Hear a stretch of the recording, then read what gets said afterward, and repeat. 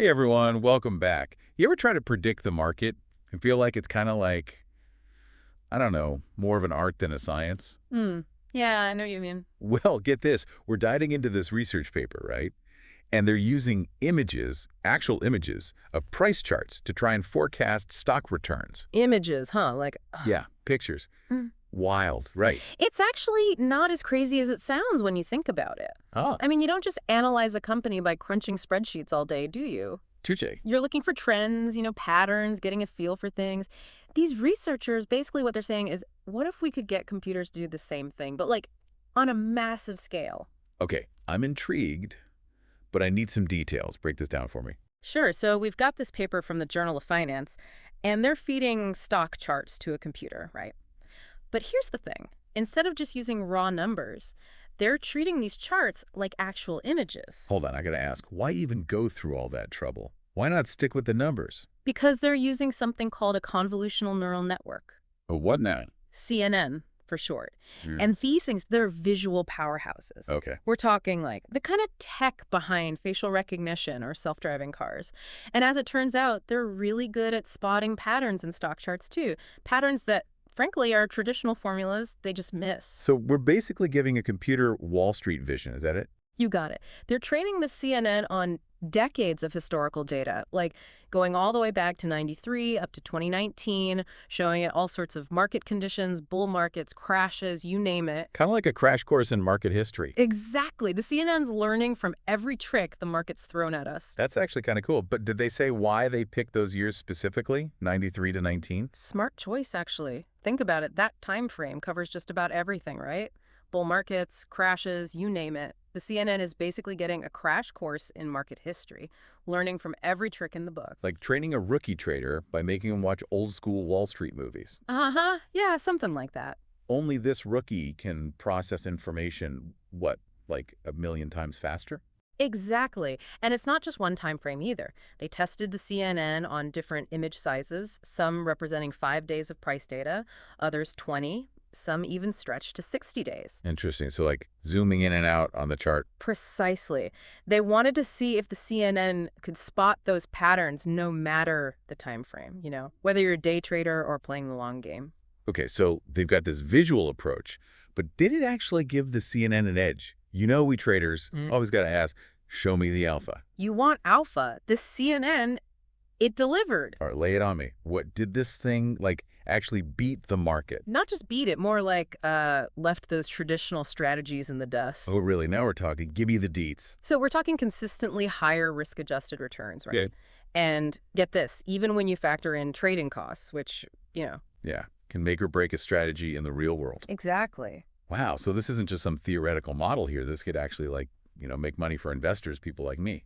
That's the idea. And get this, it wasn't like limited to just one trading style either. Oh, yeah. Yeah, the CNN showed, promise for both short-term strategies, those that are rebalancing every few days, but also the longer-term approaches, maybe holding for weeks, maybe even months. No kidding. So it's like this one model can adapt to different investing styles. That's pretty wild. But I got to ask, what is the CNN actually seeing in these images? Yeah. How is it making these decisions? I mean, come on, spill the beans. Well, that's the million-dollar question, isn't it? So the researchers, they really dug into this, and what they found, it's actually pretty fascinating. See, while the CNN did pick up on some familiar signals, stuff like trading volume, the usual suspects, Right. the real meat of its predictive power, it actually came from these completely novel insights. You're blowing my mind here. Stuff our human brains, even our fancy indicators, haven't quite caught on to yet. That's what I'm talking about. So it's not just like mimicking what we already do. It's uncovering these hidden patterns in the market, right? Bingo. Wow. Okay, so get even more specific for me. All right, so they found that the CNN, it seemed particularly drawn to situations where a stock closed at the low end of its recent range, that high-low range. Almost like it was, I don't know, sensing an opportunity for a rebound. Interesting. So not a stock hitting, like a new low, but one that's, been on a bit of a downswing and closes near the bottom of its recent range. Man, I'm already thinking about how I could test that out myself. And that's the beauty of this research, right? It's not just about this one CNN. It's more about, opening up a whole new way of looking at this market data. Yeah, I like the way you put that. Challenging us to think visually about these things we always see as, I don't know, just numbers on a screen. It's true. We can get so caught up in the numbers themselves. Exactly. Now, this model, it was trained on U.S. stock market data, right? Right. So does that mean it's only good for, our little corner of the financial world? That's a great question, and not at all. Oh. Yeah.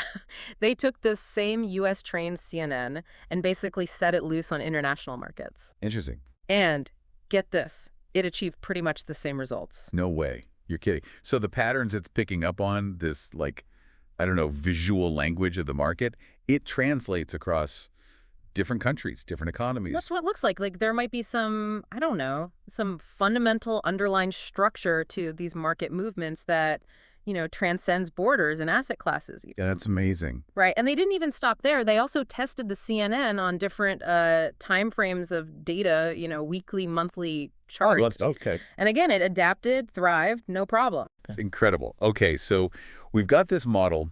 It's not only crushing those traditional benchmarks, but it's proving itself across different markets, different time horizons. This is starting to feel less like a research paper and more like, a glimpse into the future of finance here. Yeah. It's like we've been, looking at the market through a straw this whole time.